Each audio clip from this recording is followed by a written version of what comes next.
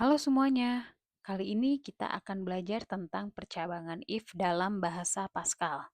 Saat kalian belanja di toko, pernah nggak sih kalian dapat potongan harga atau diskon? Menurut kalian, bagaimana kasir atau sistem di toko bisa tahu siapa yang dapat diskon dan siapa yang tidak? Dalam pembuatan program, ada saatnya kita butuh suatu perintah percabangan, yakni jika sebuah kondisi terpenuhi, maka jalankan kode program tertentu.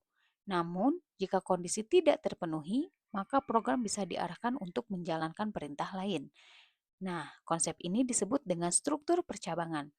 Kita akan bahas if satu kondisi, dua kondisi, dan lebih dari dua kondisi. Kita mulai dari yang paling sederhana, yaitu percabangan satu kondisi atau if.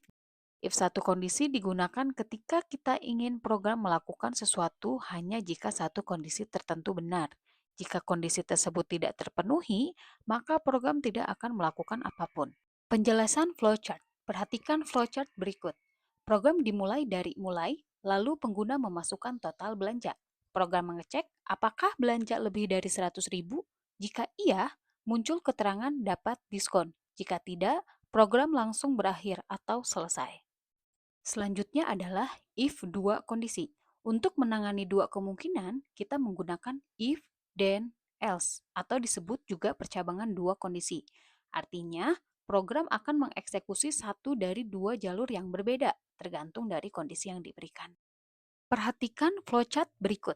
Setelah memasukkan total belanja, program akan mengecek apakah belanja lebih dari 100.000. Jika iya, muncul keterangan dapat diskon. Jika tidak, muncul keterangan tidak dapat diskon. Lalu program selesai. Dengan dua jalur keputusan ini, flowchart ini termasuk ke dalam percabangan dua kondisi. Karena program memberikan tanggapan berbeda tergantung hasil evaluasi kondisinya. Selanjutnya adalah if lebih dari dua kondisi. Kadang-kadang kita ingin membuat program dengan lebih dari dua kemungkinan hasil. Dalam kasus ini, kita bisa menggunakan if, else, atau dikenal sebagai percabangan bertingkat. Berikut penjelasan flowchartnya. Flowchart berikut ini menggambarkan sebuah sistem diskon bertingkat. Program dimulai dan meminta input total belanja. Kemudian, program memeriksa kondisi berturut-turut. Jika belanja lebih dari 200.000, maka mendapat diskon 20%. Jika belanja di antara 150 sampai 199.000, maka diskon 15%. Jika belanja di antara 100 sampai 149.000, maka diskon 10%. Jika di bawah 100.000, maka tidak akan mendapatkan diskon. Setelah itu, total belanja akan ditampilkan dan program diakhiri di proses selesai.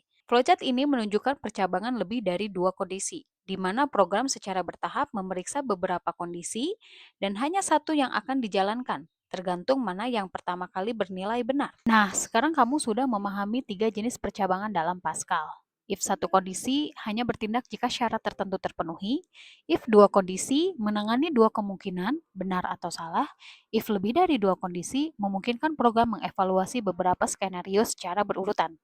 Struktur percabangan ini sangat penting untuk membuat program yang logis, fleksibel, dan dinamis. Jangan lupa latihan ya, semakin sering mencoba, semakin kamu akan mahir memahami logika percabangan. Sampai jumpa di video pembelajaran selanjutnya.